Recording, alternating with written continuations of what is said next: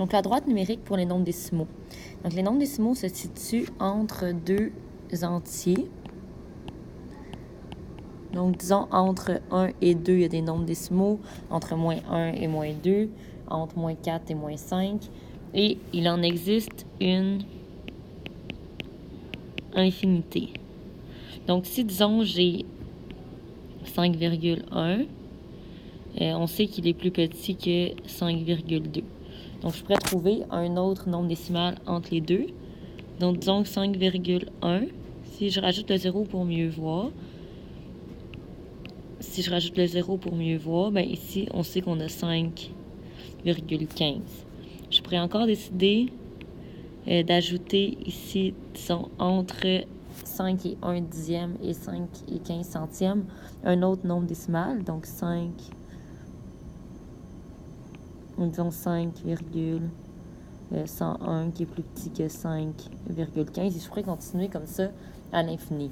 Donc, aussi proche soit-il, entre deux nombres décimaux, je peux tout le temps en ajouter un autre, donc en fait une infinité d'autres.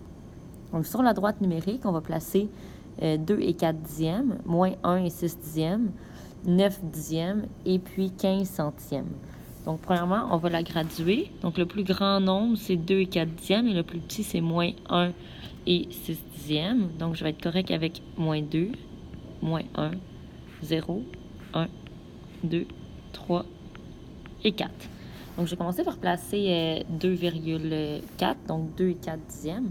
Donc, il va aller entre le 2 et le 3. Donc, ce qu'il va falloir faire, c'est des graduations entre le 2 et le 3. On va vouloir en faire 10.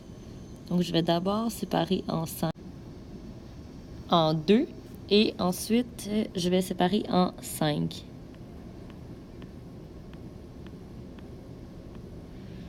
Une fois que j'ai ça, donc entre 2 et 3, j'ai séparé en 10. Donc, j'ai maintenant des dixièmes.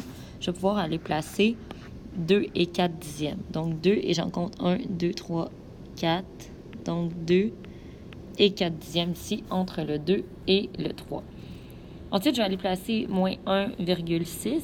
Donc, même chose. Entre moins 1 puis moins 2, je vais séparer en 10 pour avoir des dixièmes. Donc, je sépare d'abord en 2. J'essaie de faire ça le plus égal possible. Là, vu que je suis dans les négatifs, il va falloir que je pars à compter du moins 1. Donc, 1 dixième, 2 dixièmes, 3 dixièmes, 4 dixièmes, 5 dixièmes, 6 dixièmes. Donc, moins 1 et 6 dixièmes se trouvent à cet endroit-là. Ensuite de ça, 9 dixièmes, même chose. Donc, entre le 0 et le 1. Donc, je sépare en 10. Et je vais pouvoir aller placer 0,9. Finalement, 0 et 15 centièmes. Bien, 0 et 15 centièmes, je sais qu'il va aller. Fait que 0 et 15 centièmes, je sais qu'il est plus petit que 0,2 et qu'il est plus grand que 0,1. Donc, si j'ajoute les zéros, bien, 15 centièmes, c'est plus grand que 10 centièmes, mais plus petit que 20 centièmes. Donc, je sais qu'il va être ici entre le 1 et le 2. Et il va se trouver directement au centre. Donc, quand je vais aller le placer, ici, c'est un petit peu large, mais il va se retrouver ici. Donc, 1 centième, c'est vraiment petit. C'est que je prends le dixième, puis je le recoupe encore en 10. Donc, 10 fois plus petit que 1 dixième. Si je veux aller chercher des millièmes, bien là, je couperai 1 centième en 10 encore. Donc, on peut toujours continuer. C'est juste que sur le papier, ça devient un petit peu moins visible, mais ça pourrait aller à l'infini.